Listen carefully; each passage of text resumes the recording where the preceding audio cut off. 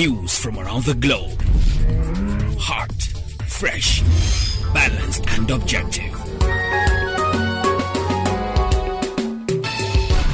On Unity.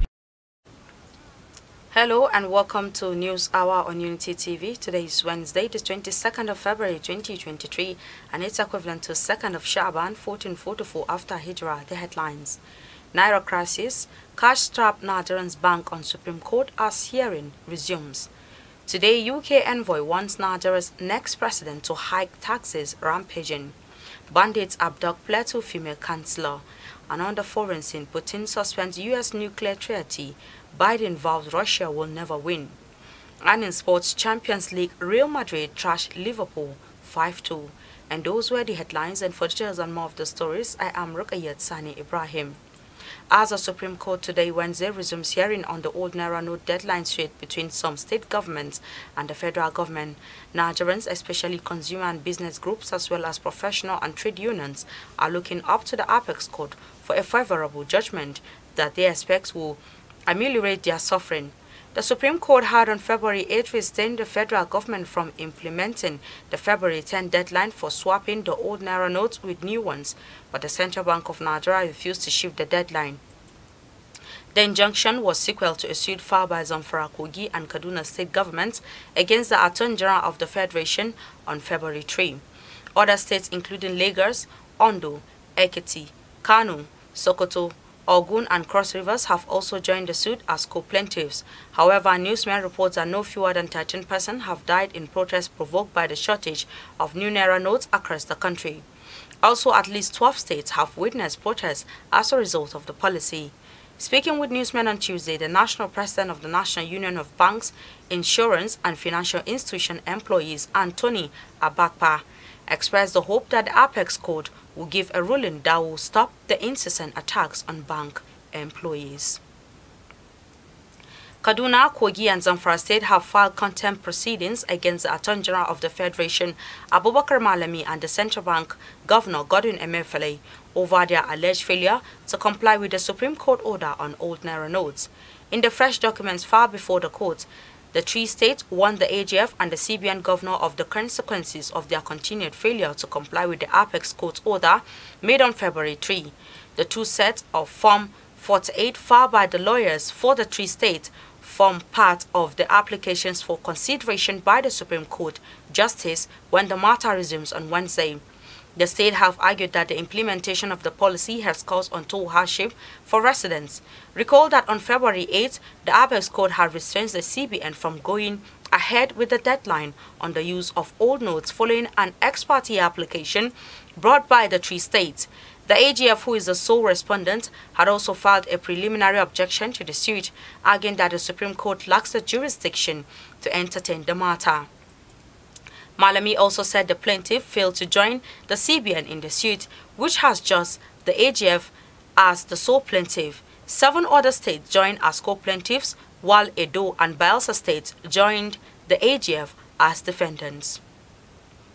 Governor Abdullahi Umar Ganduje of Kano State has remained unsparing in his condemnation of the Naira redesign policy of the Central Bank of Nigeria, tagging it as a disease, which he named COVID-23.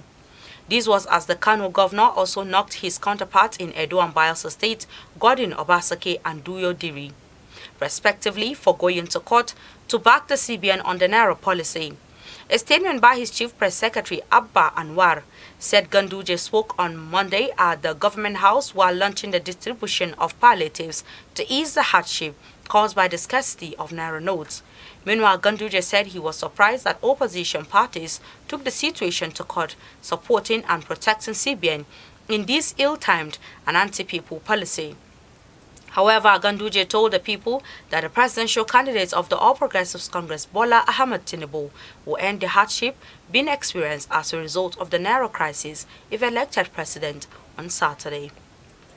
Aisha Buhari, the wife of President Muhammadu Buhari, says a fake statement on her social media pages about the extension of the deadline for the old Naira notes was posted by a hacker early Tuesday.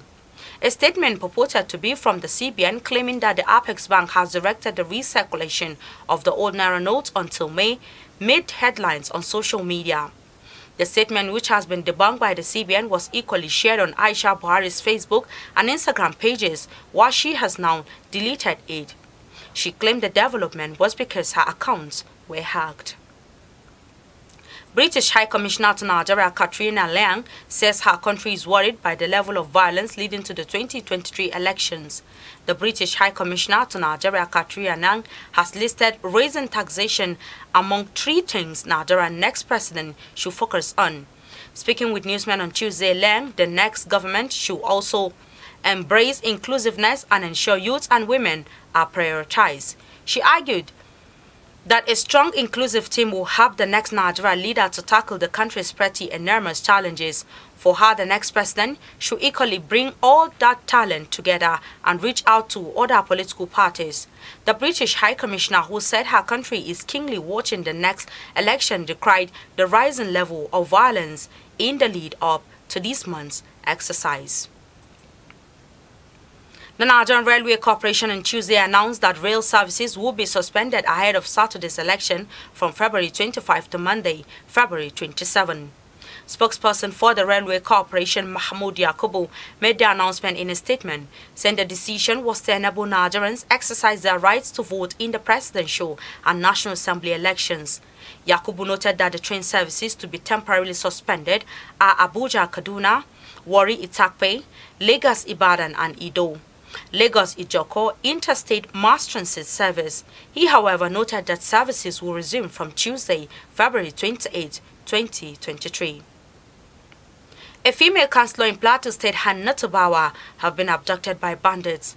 The councillor, representing Kabwir Fada Ward in Kanke local government area of the state, it was gathered that she was in her house located along Kabwir Dawaki Road in the council area when the bandits stormed the community in the early hours of Tuesday and abducted her. The spokesman for the Plateau State Police Command, Alabo Alfred, who confirmed the incident, said officers and men have been deployed to the community and are working to rescue the victim. Gunmen in the early hours of Tuesday razed Amagu Ihubi community in the Okigwe local government area, the country home of the Imo State Commissioner for Youth and Sport, Emeka Okoronko. Also raised in the country home of a former Dean of Faculty of Law, Imo State University, Owerri, Nnamdi Obiarere, who served as Commissioner for Information, Youth and Sports, as well as Land and Urban Planning, respectively, during the administrations of former governors of the state, Ikedi Ohakim and Rochas Okorocha. The country home of a retired director of the Department of Security Service, Emeka Ngu, was also burnt. Newsmen learned that an old woman who was in Ngu's house died in the fire. The spokesperson for the State Police Command, Henry Okoye, confirmed the attack, noting that an investigation had started in order to arrest the fleeing suspects. And on the foreign scene, President Vladimir Putin on Tuesday suspended Moscow's participation in a nuclear arms treaty with Washington as U.S. President Joe Biden vowed in a rival speech that Russia would never win in Ukraine. In his State of the Nation address ahead of the first anniversary of the campaign in Ukraine, Putin also accused the West of escalating the conflict and vowed that Russia will keep fighting to systematically achieve its aim. Russia's foreign minister later said in a statement that Moscow will continue to supply with the restrictions on nuclear warheads imposed by the treaty in a responsible approach. However, later, Biden, who spoke outside Warsaw Royal Castle during a visit to Poland, said Ukraine will never be a victory for Russia. He stated that there should be no doubt that their support for Ukraine will not waver and NATO will not be divided as they will not be tired. Biden responded directly to Putin's accusation, saying the West is not plotting to attack Russia. And in sport, Vinicius Jr. and Karim Benzema scored twice as Real Madrid produced another stunning Champions League fight back from 2-0 down to trash Liverpool 5-2 in the first leg of their last 13 tie at Anfield on Tuesday. Darwin Núñez and Mohamed Salah had given the hosts a perfect start in the repeat of last season's Champions League final, but Vinicius struck twice to level by halftime, and after Eder Militao had given Carlo Ancelotti's men the lead, Benzema's double put the holder well on the way to the quarterfinals. With this, we've come to the end of our bulletin for today. You can follow us on our YouTube channel at Unity TV and watch us live. You can follow us on our social media handles at Facebook, Instagram and Twitter at Unity Radio FM TV, respectively. I am Ruqayyat Sani Ibrahim. Thanks for watching and enjoy the rest of our programs. Unity.